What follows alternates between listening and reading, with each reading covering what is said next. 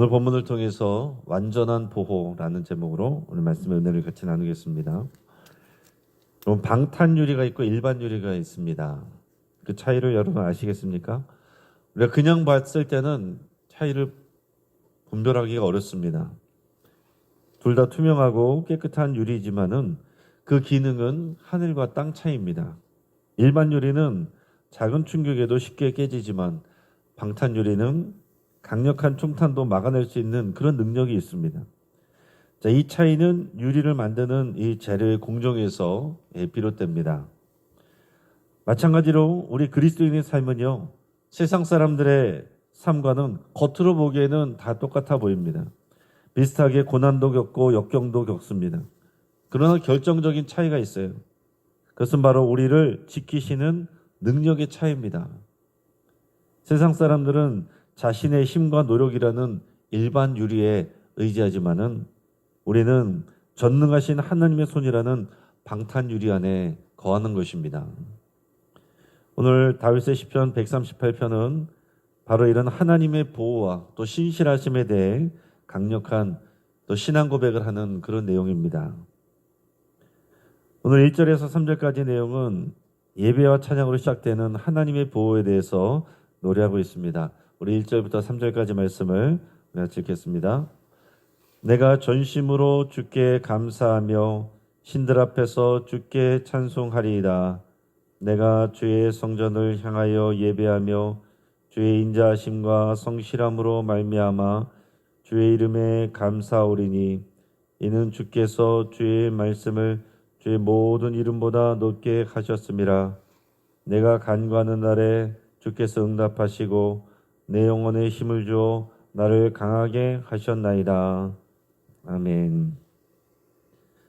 오늘 우리가 읽은 1절에서 3절까지의 내용을 보면 먼저 감사와 찬양의 능력에 대해서 얘기하고 있습니다. 다윗은 시편을 시작하면서 신들 앞에서 이렇게 표현을 하는데, 신들 앞에서 내가 주께 찬송하리다 그랬습니다. 내가 전심으로 주께 감사하며 신들 앞에서 주께 찬송하리로다. 여기서 이제 신들 앞에서라는 말은 세상의 권력자들 앞에서 이런 뜻이에요. 그러니까 하나님께서 모든 신들, 모든 권력자들보다 높고 위대하신 분이십니다. 이거를 고백하는 거죠. 우리 하나님이 왕 중의 왕이시고 신 중의 신이십니다. 이 믿음을 가지고 고백을 하는 거예요. 그게 전심으로 주님께 감사한다. 여러분, 우리가 감사는 다 할 수 있지만은 나눠진 마음이 아니라 전심으로 하는 게 중요하다라는 거예요. 전심으로 주님께 감사하며 주님께 찬송합니다. 이렇게 고백하는 겁니다. 그럼 이것은 이 시편 기자가 고난의 한가운데 있을지라도 하나님의 인자하심과 성실하심을 붙잡았다라는 그런 의미가 되고 증거가 되는 거예요. 여러분, 우리 하나님은 하나님의 속성은 인자하심과 성실하심이 있어요. 인자하심, 또 이것을 헤세드, 히브리어는 헤세드라고 그러고, 성실하심을 에메트라고 그럽니다. 하나님의 성실하심, 하나님의 충성, 하나님의 신실하심. 하나님은 우리를 향한 그 인자하심, 긍휼하심, 그 사랑이 풍성하신 하나님이시고, 잠깐 그랬다가 변하는 분이 아니라 변하지 않고 신실하게 그렇게 우리에게 사랑으로 대하시는 하나님이시다라는 거예요. 이런 하나님이신 것을 알기 때문에 모든 신들 앞에서, 세상의 권력자들 앞에서 전심을 다하여 내가 하나님을 찬양하고 감사드립니다. 이렇게 고백하는 겁니다. 3절 말씀을 보면 우리 삶에서 경험하는 가장 큰 위로 중에 하나인데, 내가 간구하는 날에 주께서 응답하시고 내 영혼에 힘을 주어 나를 강하게 하셨나이다 그랬습니다. 내가 간구하는 날에 주께서 응답하신다. 우리 하나님은 기도에 응답하시는 하나님이십니다. 기도에 응답을 하신다는 것은요, 항상 우리가 원하는 대로 모든 것이 해결되는 것을 말하는 것이 아닙니다. 오늘 말씀과 같이 내가 간구하는 날에 주께서 응답하시고 내 영혼에 힘을 주어 나를 강하게 하셨나이다. 하나님께서 우리를 힘을 줘서 강하게 하시고 그 문제를 뛰어넘게 하시는 게 하나님의 뜻이에요. 여러분, 우리가 부모로서 자녀를 키울 때 그러지 않습니까? 자녀들이 어느 때까지나 아기로 있는 것을 원하지 않습니다. 아기로 있을 때는 하나님께서 또 우리를 돌보시는 것이, 우리 부모가 아기를 돌볼 때 모든 것을 다 돌봐주는 것처럼 초신자일 때는 그렇게 다 돌봐주십니다. 그러나 언제까지 그러는 게 아니에요. 우리 부모가 돼서 자녀가 자랄 때에 걸음마를 연습하기도 하고 그러면 수도 없이 넘어지기도 합니다. 또 자기 혼자서 또 용변을 가리게도 훈련도 시키고, 자기 혼자서 자전거도 타게 하고, 또 혼자 나가서 이제 어린이집이나 유치원에 가서 이제 사회생활도 하게 하고, 편하게 안전한 보호 아래 있는 것만 그게 부모의 뜻이 아니잖아요. 자라가게 하는 것, 우리 자녀가 더 강건하게 성숙해지고 성장하게 하는 것, 우리 하나님 아버지가 우리를 대하시는 태도도 마찬가지다라는 거예요. 그러니 우리가 기도를 할 때 우리 기도를 때로는 즉각적으로 응답하실 때도 있지만은 때로는 오랫동안 걸쳐서 이루어 주실 때도 있고 때로는 거절하실 때도 있습니다. 그러나 하나님께서 우리 영혼을 강하게 하시고 성장하게 하시고 성숙하게 하셔서, 우리는 그 문제를 없애달라고 하지만은 하나님은 우리를 강하게 하셔서 그 문제를 뛰어넘어갈 수 있도록 성숙하게 하시는 게 하나님의 뜻이라는 거예요. 우리가 기도하면서 또 우리가 해야 될 일이 있습니다. 그러나 하나님은 우리가 해야 되는 일들 가운데 힘을 주시고 또 능력을 주시는 거예요. 다윗도 또 모세도 베드로도 어떤 성경의 위인도 어려움 없이 그냥 신앙생활 하는 사람 없습니다. 믿음이 좋다라고 해서 또 하나님의 완전한 보호 아래 있다라고 해서 아무 어려움 없이 지낸 사람 한 사람도 없습니다. 믿음이 좋은 사람일수록 더 많은 어려움이 있었고 더 많은 시련과 고통이 있었습니다. 그렇기 때문에 그의 믿음이 강해진 거죠.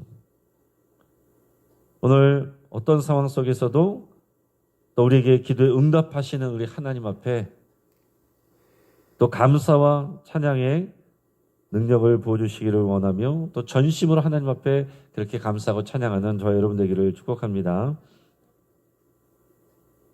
더 나아가서 또 왕들을 넘어선 보호에 대해서 더 얘기를 하고 있습니다. 4절에서 6절까지 말씀을 같이 있습니다. 여호와여, 세상의 모든 왕들이 주께 감사할 것은 그들의 주의 입의 말씀을 들으며며 그들이 여호와의 도를 노래할 것은 여호와의 영광이 크심이니라. 여호와께서는 높이 계셔도 낮은 자를 굽어 살피시며 멀리서도 교만한 자를 아심이니라. 아멘. 네, 앞에서 신들, 앞에서라고 하는 것은 세상의 모든 권력자라고 한다면 여기서는 이제 구체적으로 온 세상의 왕들을 얘기를 하고 있습니다. 자신의 경험을 넘어서서 다윗은 온 세상의 왕들조차도 결국은 하나님의 말씀을 듣고 그분의 도를 찬양하게 될 것을 이렇게 내다보면서 찬양하는 것입니다. 여러분, 이것이 우리가 흔들리지 않는 우리 믿음이어야 돼요. 이 세상은 세상의 권력자들이 돌리는 것 같지만은 하나님이 통치하십니다. 이게 우리의 믿음의 고백이에요. 하나님이 통치하십니다. 하나님이 역사의 주관자 되십니다. 사람들이 역사를 돌리는 것 같고 사람들이 결정하는 것 같지만은 지나오면서 보면 그게 하나님의 역사예요. 구약 성경에 보면 하나님이 일하시는 것들을 그렇게 말씀하고 있습니다. 세상에서는 세상의 역사로, 왕들의 역사로 기록하지만은 성경을 보면 하나님이 움직이시고 하나님이 심판하시는 역사로 기록하고 있어요. 여러분, 이것이 믿음의 관점입니다. 세상의 모든 권세는 결국 하나님의 손 아래, 하나님의 통치 아래 있습니다. 이게 믿음의 고백이어야 되고, 이 믿음이 우리에게 있을 때에 우리가 흔들리지 않는 그런 믿음으로 하나님을 신뢰할 수가 있는 겁니다. 또 겸손한 자에게 임하는 특별한 보호에 대해서 말씀하시는데 오늘 이 구절의 핵심이 6절이죠. 여호와께서는 높이 계셔도 낮은 자를 굽어 살피시며 멀리서도 교만한 자를 아심이니이다 그랬습니다. 하나님, 우리가 생각하는 것처럼 멀리 계신 분이 아닙니다. 이 우주를 창조하시고 높은 보좌에 계시지만은 하나님의 시선은 이 세상의 화려한 궁정이 아니라 고통과 좌절 속에 있는 가장 낮은 자들에게 있습니다.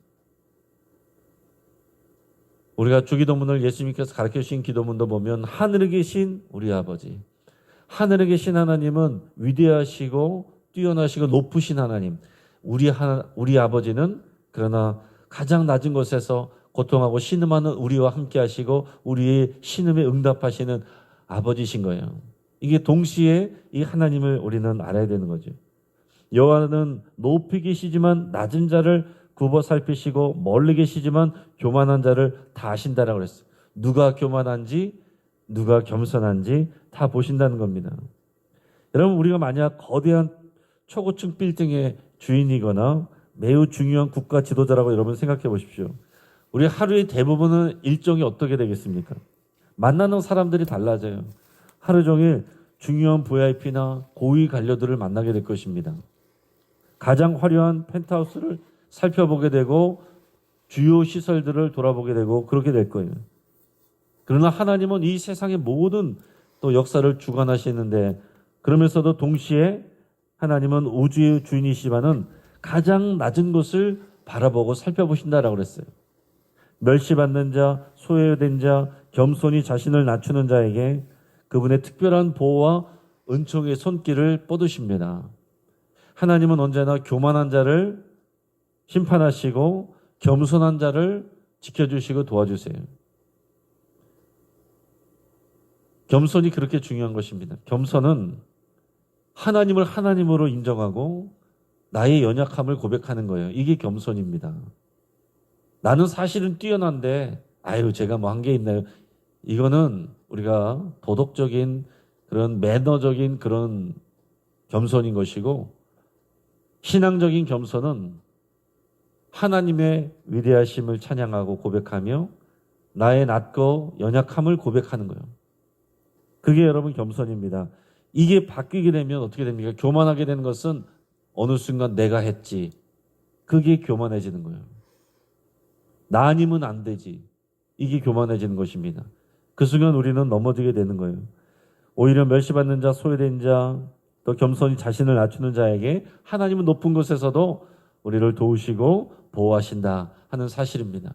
오늘 우리가 대부분 기도하는 분들 가운데서도 보면 너무 잘 나가는 분들은 기도 잘 안 합니다. 그러나 조금이라도 어려움들이 있고 내 뜻대로 되지 않는 것들이 있고 그럴 때 우리가 하나님 앞에 나오기가 좀 더 쉽고 또 엎드려지게도 됩니다. 그러나 그 고통 속에서 낮은 자에게 임하시는 하나님의 특별한 보호가 있다는 거예요. 그러니까 우리가 고난을 당할 때 엎드러질 때 그때가 고통인 것 같지만은 하나님의 특별한 은혜와 보호가 임하는 그런 시간인 것을 여러분 아시기를 바랍니다. 그렇기 때문에 우리는 잘 될 때는 하나님께 감사하면 되고 어려울 때, 넘어질 때 그럴 때는 하나님의 특별한 보호와 은혜를 기대하고 또 기도하시면 됩니다. 7절에서 8절까지는 우리 하나님께서 끝까지 인도하시는 신실한 하나님이신 것을 증거하고 있어요. 우리 7절, 8절 말씀을 우리가 읽겠습니다. 내가 환난 중에 다닐지라도 주께서 나를 살아나게 하시고 주의 손을 펴사 내 원수들의 분노를 막으시며 주의 오른손이 나를 구원하시리라. 여호와께서 나를 위하여 보상해 주시리라. 여호와여 주의 인자하심이 영원하오니 주의 손으로 지으신 것을 버리지 마옵소서. 아멘. 내가 환난 중에 다닐지라도 주께서 나를 살아나게 하시고 그랬습니다. 주의 손을 펴사 내 원수들의 분노를 막으시며 주의 오른손이 나를 구원하신다라고 그랬어요. 여러분, 하나님의 사람, 하나님의 백성이라고 해서 환난이 없게 하는 것이 아닙니다. 원수가 없는 게 아닙니다. 환난이 있지만은 그 가운데서 주님께서 붙들어 주시고 인도하여 주셔서 환난 가운데서 살아나게 하시는 것이 하나님의 역사고 원수들을 없애 주시는 것이 아니라 원수들의 분노를 막아주시고 주의 오른손으로 보호해 주시는 것이 하나님의 역사입니다. 시편 23편에서도 원수 앞에서도 내게 상을 베풀어 주시고 내 머리에 기름을 부으사 내 머리에 잔이 차고 넘치나이다. 상을 베풀어 주신다는 것은요, 이 상은 테이블을 말하는 거예요. 테이블. 그러니까 그 상은 뭐냐면 푸른 풀밭. 양에게 상은 그 테이블은 푸른 풀밭을 말하는 거예요. 그러니까 양에게 원수들은 뭡니까? 이리 승냥이 잡아먹으려고 하는 원수 같은 이리 승냥이들이 있는 거예요. 그 원수들이 있지만 목자가 완전한 보호 아래서 푸른 풀밭에서 그 꿀을 먹게 하시고 쉴 만한 물가에서 쉬게 하시는 것, 그리고 그 머리 기름을 부으셔서 상처를 치유하시고 보호하시는 것, 이게 목자의 보호입니다. 하나님은 환난이 우리 삶 가운데 있을지라도, 우리를 힘들게 하는 원수가 있을지라도 주의 강한 오른손으로 붙들어 주신다는 거예요. 구원해 주시고 건져 주신다는 거예요. 이 시편의 절정은 또 8절인데 여호와께서 나를 위하여 보상해 주시리다. 보상해 주신다. 이걸 또 다른 표현으로 하면 신원하여 주신다. 이런 표현이 있습니다. 신원하여 주신다. 보상해 주신다. 그러니까 우리 억울함들을 풀어주고 우리들의 수고를 칭찬해주고, 이게 신원하여 주시는 겁니다. 보상해 주시는 거예요. 우리들이 하는 수고를 사람들은 몰라도 하나님은 다 알고 계세요. 이 땅에서는 하나님을 위해서 살다가 손해를 볼 때도 있어요. 오해를 받을 때도 있습니다. 그러나 믿음으로 견디면 하나님께서 다 보상해 주시고 신원해 주십니다. 내가 겸손히 머리 숙이고 있으면 하나님께서 언젠가 내 머리를 드십니다. 이게 믿음의 신앙 생활이에요. 그거를 내가 다 일일이 내가 증명하려고 그러고 내가 높아지려고 하면 그냥 인간적인 싸움을 하게 되는 것입니다. 그러나 하나님을 믿고 신뢰하며 그 자리에서 침묵하고 견디고 인내하면 하나님께서 모든 것을 보상해 주시고 내 머리를 높여 주시는 거죠. 요셉을 보십시오. 내 뜻대로 되지 않고 또 모함을 받고 감옥에 가고, 감옥에서 약속했던 사람이 2년 동안 그 약속을 잊어버리고, 이런 억울한 상황이 계속되는데도 불구하고 그는 하나님 앞에 별다른 불만을 토로하지 않았습니다. 오히려 성경은 그 모든 상황 속에서 하나님이 함께 하심으로 그가 형통하였다, 이렇게 말하고 있습니다. 이해할 수 없는 그 끝으로 추락하는 것 같았는데 결국 그 추락한 그곳에서 애굽의 총리가 되잖아요. 그러니까 하나님의 역사는 이게 지금 맞다 틀리다 우리가 판단할 수 있는 게 아니다라는 거예요. 그러니까 우리가 할 수 있는 것은 뭐냐면 신실하신 하나님을 신뢰하는 거예요. 하나님은 우리를 보상해 주십니다. 하나님은 우리를 신원하여 주십니다. 나는 다 손해만 보는 것 같고 이해가 되지 않는 그런 상황인 것 같지만 하나님은 신실하셔서 우리의 모든 아픔을 위로해 주시고 우리의 모든 억울함을 풀어주시고 우리의 모든 수고에 상을 주십니다. 상 주시는 하나님을 여러분 믿으시고 신원하여 주시고 위로해 주시는 하나님을 바라보시기를 바랍니다. 우리 하나님은 반드시 기도에 응답하시고 약속을 이행하시고 영원히 사랑하여 주시고 붙들어 주시는 하나님이세요. 찰스 스펄전 목사님이 예전에 설교를 위해서 어느 광산 지역을 방문할 때 그 광부들에게 이 광산의 안전 문제에 대해서 한번 질문을 했다고 합니다. 그러니까 한 광부가 이 스펄전 목사님에게 설명을 하는데 자신들이 일하는 이 갱도 천장의 아치 구조를 이렇게 설명을 해줬대. 그러니까 종종 보면은 이 동굴이 또 무너지거나 그런 위험한 일이 생길 수 있잖아요. 그래서 이제 그 안전을 위해서 작업을 하기 위해서는 그 동굴을 파고 거기에 이제 지지대를 파는데 이 아치 모양으로 이렇게 할 때 그것이 이제 힘을 받습니다.